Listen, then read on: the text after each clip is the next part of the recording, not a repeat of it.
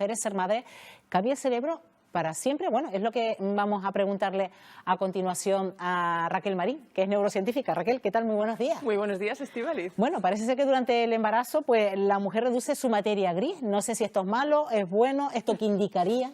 Bueno, pues verás, efectivamente, sobre todo en los primeros meses del embarazo y en particular si eres primeriza, hay una reducción de la materia gris que se ha demostrado científicamente. ¿Para qué? Para priorizar algunos aspectos que están más relacionados con ese proceso de gestación. ¿Qué ocurre? Pues que se ralentiza la memoria en el corto plazo. Uno tiene tendencia a estar más desmemoriado, más distraída.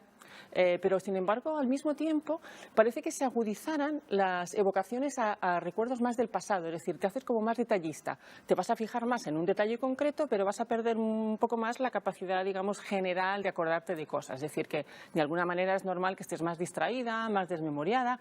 También la parte emocional se ve bastante afectada. Hay mayor tendencia a estar más ensimismada y al mismo tiempo a gestionar peor las relaciones con los demás. Por eso a veces a lo mejor te pillas algún cabreo que no toca.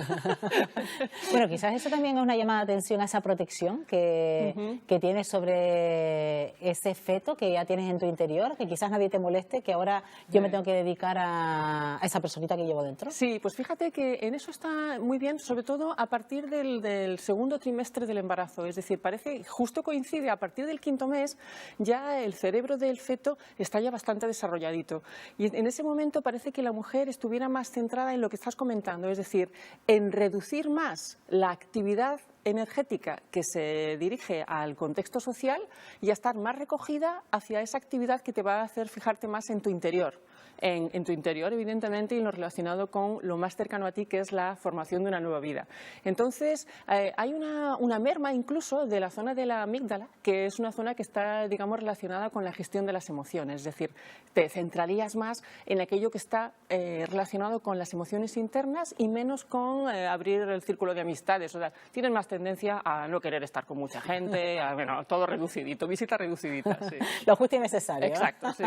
Bueno, cuando hablamos de la materia gris, ¿qué función tiene la materia gris en nuestro cerebro? Pues mira, cuando hablamos de la materia gris estamos hablando de todos los cuerpos de las neuronas. ¿Te acuerdas en ese programa que tú sujetabas el cuerpo de la neurona y yo el cordón? El cordón serían como los nervios, sería la parte blanca, y la parte de la chicha, el cuerpo de la neurona sería la parte en gris. Entonces, cuando hablamos de la materia gris hablamos de todos esos cuerpos de las neuronas. Haría referencia a cuántas neuronas tenemos y cómo de activas están entre ellas.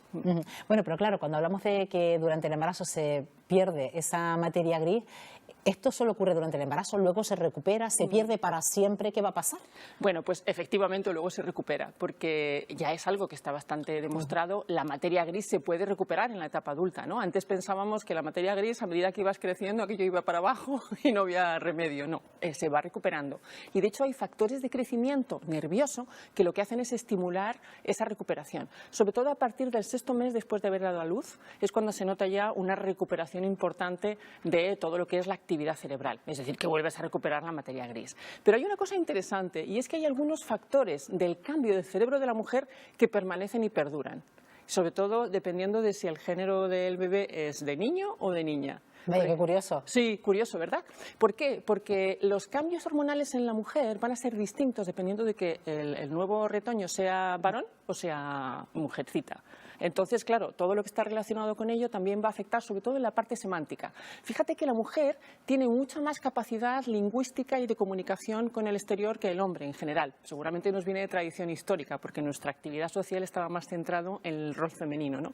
Y sin embargo, esa actividad semántica se puede ver un poquito más mermada, sobre todo si el retoño es niña.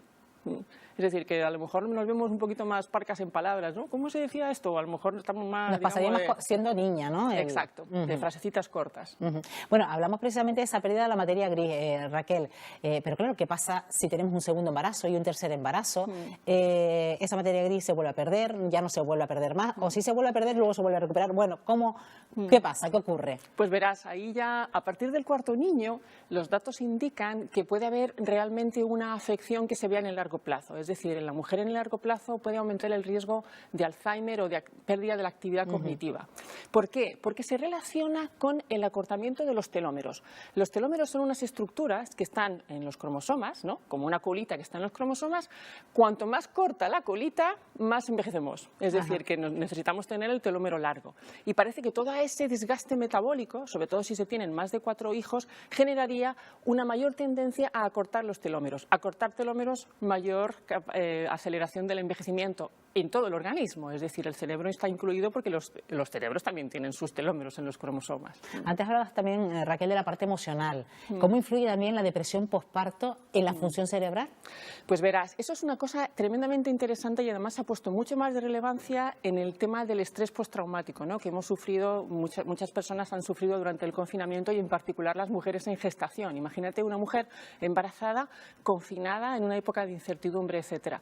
Entonces el estrés posparto se ha relacionado también con un cierto posible deterioro o aumento del deterioro de la actividad cerebral del nuevo retoño. Es decir, que la mujer estresada tendría también una modificación metabólica que podría afectar a cómo se genera el desarrollo del nuevo bebé. Eso no quiere decir que porque una mujer esté estresada en el embarazo vaya a tener un hijo con defectos, pero sí hay una cierta correlación. ¿Y cómo también afecta cómo nos alimentemos durante el embarazo? Fundamental. Eso que decían antes de tú come lo que te apetezca, mi niña, eso está totalmente descatalogado. Es decir, hay un aspecto fundamental y eso todas las mamás tienen que recordarlo cuando están embarazadas y es que estamos formando un nuevo cerebro que se lleva un montón de grasa ladrillo, entre otros. Y esa grasa ladrillo la mujer no lo produce, lo tiene que ingerir. ¿De dónde lo viene? Viene sobre todo de fuentes de pescados, o sea, de fuentes marinas. También puede haber algas, cuidado con la tiroides y todo lo relacionado con productos del mar, que son los que tienen los omega 3 que se incorporan al cerebro del feto. Se prioriza el nuevo cerebro, pero que también tienen que permanecerse en el cerebro de mamá. De hecho, el riesgo de aumento de depresión posparto viene también muy relacionada con esa posible merma de los omega 3 porque la mamá ha estado centrada en la grasa del feto y ha perdido a lo mejor la capacidad de tener su propio ladrillo también para mantenerlo y regenerar su cerebrito. Claro, y la importancia de tener esa flora intestinal saludable porque así no se generan infecciones, que eso también puede ser un hándicap en el desarrollo del feto, ¿no? Sí, fíjate que las infecciones intestinales y los trastornos intestinales también relacionados con la diabetes tipo 2 se han correlacionado con un aumento del riesgo posterior del niño tener autismo. Es decir, unas tripas desarregladas en la mujer durante el embarazo, cuando ya es algo crónico, se relaciona con un posible riesgo de aumento del autismo en años posteriores, ¿no? Hacia los 5 o 7 años, con lo cual cada vez se centra uno más en vigilar cómo está la flora intestinal de la mamá durante el embarazo, que aunque esté sujeta a cambios, evidentemente, que no tenga desajustes relacionados a lo mejor con un exceso de antibióticos o con un exceso de estrés o con otras posibles patologías que puedan derivar en que el intestino esté peor. Bueno, pues Raquel Marín, como siempre interesante, pero siempre se nos hacen cortas estas entrevistas. Se hasta la próxima ocasión, Raquel. Un placer, hasta pronto. Bueno, y llega el estreno de Tamora en el Teatro Pérez Galdós de Las Palmas de Gran Canaria. Se trata de la versión libre de Tito Andrónico de William